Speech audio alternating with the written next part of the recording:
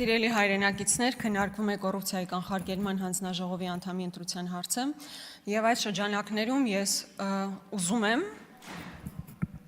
մի իրավիճակ ներկայացնել, մի դեպք ներկայացնել, երբ Նիկոլ Փաշինյանի անմիջական մասնակցությամբ եւ նրա իրականացրած գործողությունների կամ անգործության հետևանքով Հայաստանի Հանրապետության հարկատուների գրպանից 4.5 միլիարդ դրամ պարզապես մսխվել է։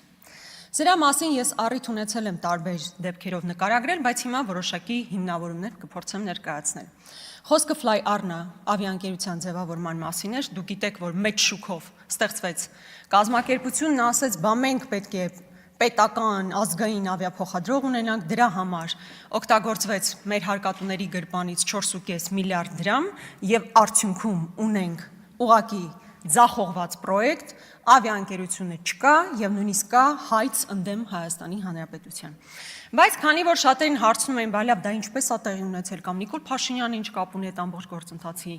մեջ, ես ուզում եմ հիմնավորում ներկայացնել։ Ուրեմն ես հիմա կփորձեմ կարդալ մի փոքր հատված Air Arabia ընկերությունների խմբի գլխավոր գործադիր տնօրեն Ադել Ալ-Ալի Նիկոլ Փաշինյանին ուղված նամակից մի հատված, որտեղ մասնավորապես ասվում է հետևյալը. Ես այժմ կցանկանայի անդրադառնալ 2023 թվականի ապրիլ ամսին մեր վերջին հանդիպմանը եւ դրա արդյունքներով 2023 թվականի հունիսի 2-ին ձեզ հասցեագրված նամակին, որոնք երկուսն էլ մեր եւ Հայաստանի Հանրապետության կառավարության միջև տեղի ունեցած երկարատև, սակայն մինչ օրս անարդյունք երկխոսության շարունակություն էին Հայաստանում Fly Arna-ի առջև ծառացած էական մարտահրավերների առնչությամբ։ Կարծում եմ կարևոր է այստեղ ընդգծել, որ վերջիններս վատթարագույն ազդեցություն են ունենում ոչ միայն Fly Arna-ի, այլև Հայաստանում բազավորված ցանկացած այլ ավիաընկերության համար։ Հետևաբար, խնդիրների արմատական կարգավորումը կենսական նշանակություն է ունենալու առհասարակ Հայաստանի ավիացիոն ոլորտի եւ հայկական ավիացիայի համար։ Եվ խնդրահարույց գործոնները մեկ անգամ եւս ամփոփելու նպատակով արձանագրենք, որ դրանք ներառում են նախապես Air Arabia-ի խոստացված, բայց այդպես էլ չիրականացված հետեւյալ պահանջները, այսինքն արձանագրենք, որ Air Arabia-ի հետ համագործակցությանը սկիզբ դնելու համար Նիկոլ Փաշինյանը ասել է, որ ստանձնում եմ հետևյալ պարտավորությունները, խոսք եմ տալիս, որ կանեմ հետևյալ գործողությունները, իսկ այդ գործողությունները հետևյալն էին. ուղևորահարկերի վերացում, Զվարթնոց օդանավակայանի բեռնամշակման, վառելիքի, այլ վճարների, ահռելի եւ չարդարացված սակագնի իջեցում, բազմաթիվ նոր հայկական ըստ մեծ ցածրորակ ավիափոխադրողների շարունակական մուտքը շուկա եւ նրանց տրամադրվող աջակցությունը հայաստանյան շուկայում, ինչի արդյունքում առաջատար կարգավորողների կողմից, ինչպիսիք են ԵՄ եւ Արաբական Միացյալ Էմիրությունները, մտահոգություններն էլ ավելի են սրվել։ Այսինքն Նիկոլ Փաշինյանը ստանձնում է պարտավորություն, խոսք է տալիս, որ այս կարգավորումները կանի։ Իմիջիայլոց ուզում եմ հիշեցնել, որ նույն Նիկոլ Փաշինյանի կառավարման օրոք այն ժամանակ կարծեմ Տաթևիկ Ռևազյանն էր կառավարում համապատասխան ոլորտը։ Հայաստանի Հանրապետությունը հայտնվում է Եվրոպական միության ավիացիոն գոտու սև ցուցակում։ Եվ այստեղ գրանցված կազմակերպությունները, ավիափոխադրողները դեպի Եվրոպա մեկնելու ուղղակի հնարավորություն չեն ունենում։ Հիմա Նիկոլ Փաշինյանը Air Arabia-ի տնօրեններին ասում է, ես ձեզ խոսք եմ տալիս, որ կանեմ գործողություններ, որի արդյունքում մենք դուրս կգանք այդ սև ցուցակից, ի վերջո կստեղծենք պայմաններ եւ մեր համագործակցությունը արդյունք կունենա։ Եվ Air Arabia-ն էլ համաձայնում է, համապատասխան ներդրումներ իրականացնում։ Բայց Նիկոլ Փաշինյանը, ինչպես ասում են, գցել է Air Arabia-ին եւ իր խոստումները չի իրականացրել եւ նման նամակագրությունները բազմաթիվ են։ Ես հույս ունեմ, որ քննչական կոմիտեն նաեւ այս նամակագրություններին տեղյակ է եւ հետեւաբար մեղադրյալների ցանկում պետք է լինեն ոչ միայն այն մարդիկ, ովքեր այս պահին նույնիսկ Հայաստանի Հանրապետությունում չեն գտնվում, այլ նաեւ հենց անձնապես Նիկոլ Փաշինյանը, եթե քննչականը պատահաբար այս նամակին չի տիրապետում, ես կարող եմ այն փոխանցել, որպեսզի հետագա քննությունը շատ ավելի էֆեկտիվ տեղի ունենա։ Համենայն դեպս ես ուզում եմ հերթական անգամ արձանագրել, որ Նիկոլ Փաշինյանը երբ ասում է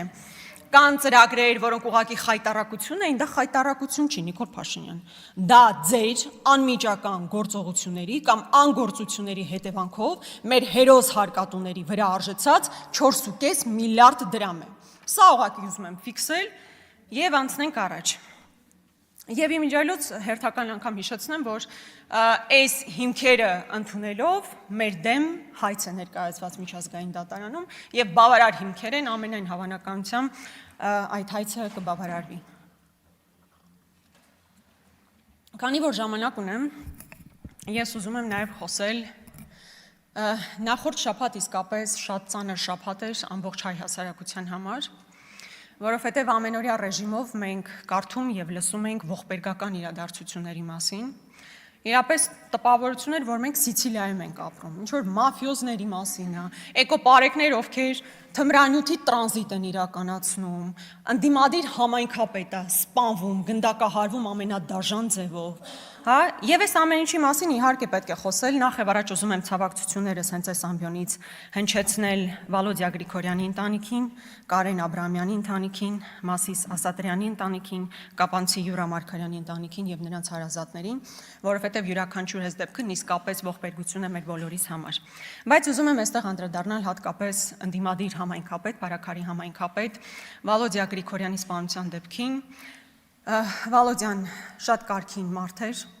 նվիրված համայնքապետ, հարգված համայնքապետ, եւ ես կարծում եմ, որ նրա քաղաքական հաղթանակը վերջին ընտրություններում ի վերջո չներվեց նրան։ Եվ գիտեք, քննչական կոմիտեն ի սկզբանե պաշտոնական վարկած է առաջարկում, որ դա անձնական վրեժխնդրության հողի վրա է տեղի ունեցել։ Հիմա եկեք իրար հետ հասկանանք։ Անձնական վրեժխնդրություն իրականացնելու համար նշանակում է Վալոդիա Գրիգորյանը ինքը անձամբ կամ նրա եղբայրը կատարել են այնպիսի գործողություններ, որոնց կարելի է համարել, որ հետևաբար համապատասխան գործողությունները անձնական վրեժխնդրություն են։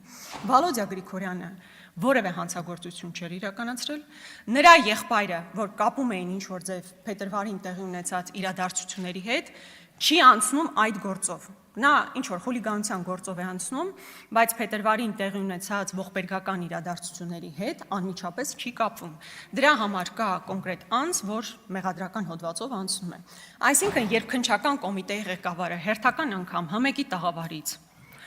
անպատասխանատու կերպով ասում է, որ գործը բացահայտված է եւ դրա հիմնական հիմքը անձնական վրեժխնդրությունն է, նաեւ պետք է հիմնավորի, թե այդ անձնական վրեժխնդրությունը ինչ հիմքով էր, եթե Վալոդիա Գրիգորյանը եւ նրա եղբայրն անձնապես չէին կատարել այնպիսի գործողություններ, որոնք կարող էին հանգեցնել համապատասխան արձագանքի։ Բայց ես ասում եմ, կրկնում եմ, որ պետք է շարունակի քննությունը, ավելի մեծ շրջանակ պետք է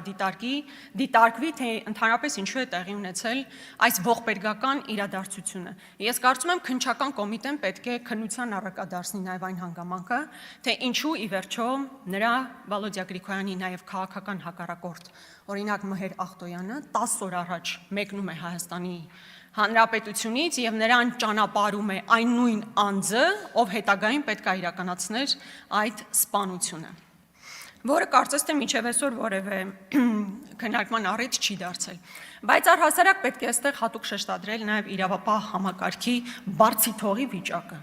Բարձի թողի վիճակը պարզապես։ Շատ լավ իմանալով, որ տվյալ համայնքում կա որոշակի խնդիր, տվյալ անձը, մարդասպանը, համենայն դեպս իր խոստովանությամբ, որ ինքն է իրականացրել, մեկ ամիս շարունակ գնացել է կրակել է սովորել։ Տան շրջակայքում որոշակի քննություն է իրականացրել, փորձել է հասկանալ ինչ ձևով մոտենալ եւ այլն եւ այլն։ Բայց փոքր համայնքում հնարավոր չէ այդ ամեն ինչը տեսնել։ Չեն տեսել իսկապես այդ ամեն ինչը։ Թե ոստիկանությունը միայն նրա համար է, որ եկեղեցու գրոհելու հրաման ստանա, կամ ընդդիմադիրներին հետապնդեն։ Միքայել Աչապահյանին համար 2.5 տարի, թե 2.6 տարի ազատազրկում են դատախազությունը պահանջել այն նույն ժամանակ, երբ օրինակ Արաքսում տեղի ունեցած սպանության գործով անցնող մարդը մեկ անգամ արդեն կրակելու համար հիմա ընթանում է քննությունը։ Հասկանում եք, մարդը կրակել է, այս պահին գտնվում է ազատության մեջ։ Իսկ օրինակ Միքայել Աչապահյանը իր հայտարարությունների համար, իր հարցազրույցի խոսքի համար դատախազությունը պահանջում է 2.6 տարվա ազատազրկում։ Սա այն ամենն է, ինչ պետք է իմանալ այսօրվա իշխանությունների առաջնահերթությունների մասին եւ ընդհանրապես իրավապահ համակարգի գործունեության մասին։ Այսինքն, եթե դու ընդդիմադիր ես, պետք է կամ հետապնդվես քաղաքական առումով, իսկ ոստիկանությունը միայն Նիկոլ Փաշինյանի աթոռը պահելու համար է եւ ոչ թե երկրում կարգ ու կանոն հաստատելու։